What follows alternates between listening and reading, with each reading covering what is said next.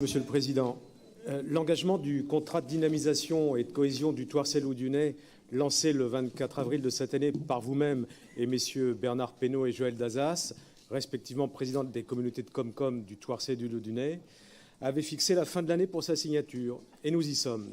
Après un court moment de surprise, il faut le dire, réunir deux EPCI, l'un des Deux-Sèvres, l'autre de la Vienne, le travail d'échange et de co-élaboration s'est enclenché pied au plancher, réunissant élus et associations, chefs d'entreprise et institutionnels. Le trait de crayon qui renvoyait à deux départements, ce bassin économique, ce territoire de projet, cet espace de la vie du quotidien, pâlit déjà sous le dessin des envies et des initiatives.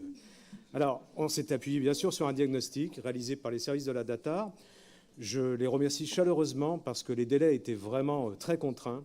Et alors, ils nous livrent pour partie une image attendue, celle des territoires ruraux, avec les manques en termes de mobilité ou des inquiétudes démographiques, mais ils révèlent les réussites et les potentialités de leur développement ici.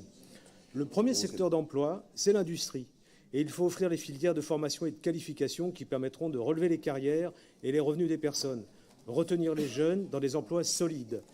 Les lycées de Loudun et Thouars relèvent ce défi avec l'engagement total de la région et aucun fléchissement n'est possible.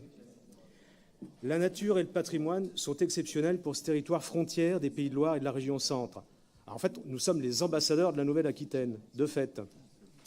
Développement des circuits courts, élargissement de la démarche TEPOS, aménagement de la Dive et portage du projet Plateau, Poitou, Loire-Anjou, Touraine, Entrepreneurs audiovisuels unis, montrent l'enthousiasme et le volontarisme d'un territoire riche de ses hommes et de ses femmes, confiant dans cette nouvelle liberté d'entreprendre de son territoire.